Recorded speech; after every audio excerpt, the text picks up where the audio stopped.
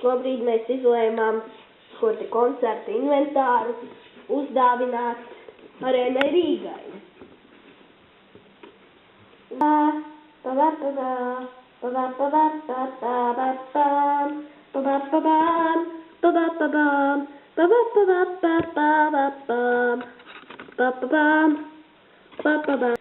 Un nākamais cilvēks, ko es gribētu, nākamie, nezinu, pat cilvēki, es, piemēram, viņus uzskatu par iedomu draugiem, jā. Es gribētu uz skatuves aicināt vienmēr pozitīvos iedomu draugus, un it īpaši es gribu aicināt uz skatuves grupu, kuras nosaukumu es pat neatceros, bet cik es atceros, viņi laikam uzvarēja jaunajās Rīgainas dziesmās 2012. gadā. Un runājot par jaunajām Rīgainas dziesmām un Baltijas balsīm, tad visi šie pasākumi turpmāk notiks Arēnā Rīgainas sakarā ar to, ka studiju rajons jau kādu ilgāku laiku ir nojaukts, un pašlaik mēs cenšamies pārvākties uz mūsu DTV filiāli, un arī ņemot vērā to, ka pašlaik studiju rajonā ir ievācies metriņš, kamēr viņš gaida, kamēr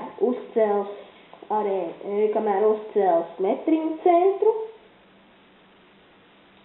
Un tad tā sanāks, ka iespējams arī tramvaja un autobusu maršruti tiks pārcelti. Labi, bet tagad ne par to.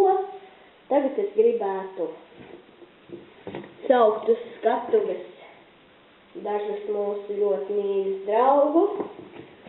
Un tie ir Mr.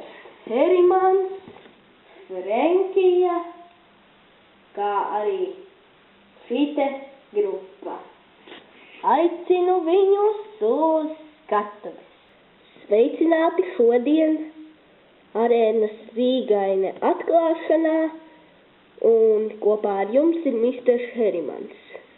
Es ļoti lūdzu, lai šīs te dziesmas laikā, kur mēs tūlīt izpildīsim, būtu klusums, ņemot vērā to, ka viens no grupas dalībniekiem, tas pats, kurš ir solists, ir, diemžēl, pazudis. Un tādēļ viņu aizvietos kāds cits. Dziedās pilnīgi visi, kas ir grupā. Nu labi, un atcerieties arī to, ka Fosteru māja ir visur, kur ir iedomu draugi. Paldies!